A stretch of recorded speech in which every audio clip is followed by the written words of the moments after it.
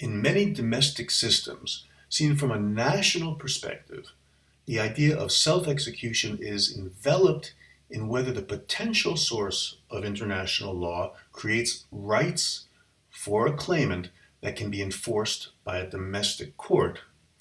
In these jurisdictions, there is nothing in the legal tradition that prevents direct use of international sources of law.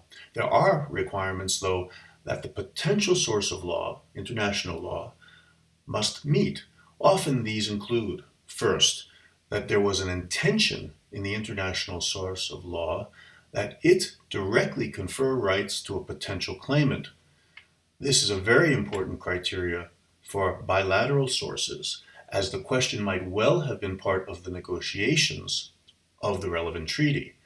This is less often the case with multilaterally negotiated international law sources.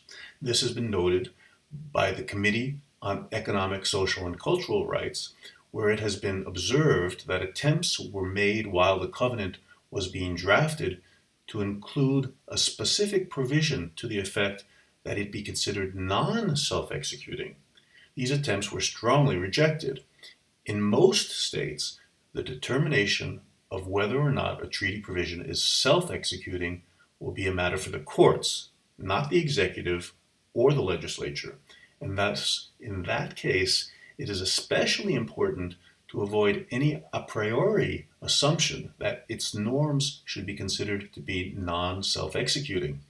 Where there is no a priori assumption that determination of an actionable right flowing directly from the international source, self-executability, may very well be related to the specific provision of an instrument.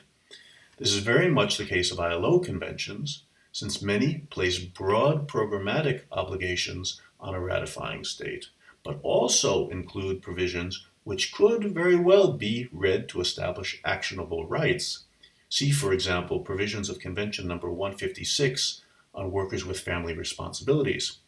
But even where the international law source is programmatic and seems to require domestic action for proper implementation, from the international perspective, we can observe domestic cases finding that the international law source can be directly applied to resolve disputes.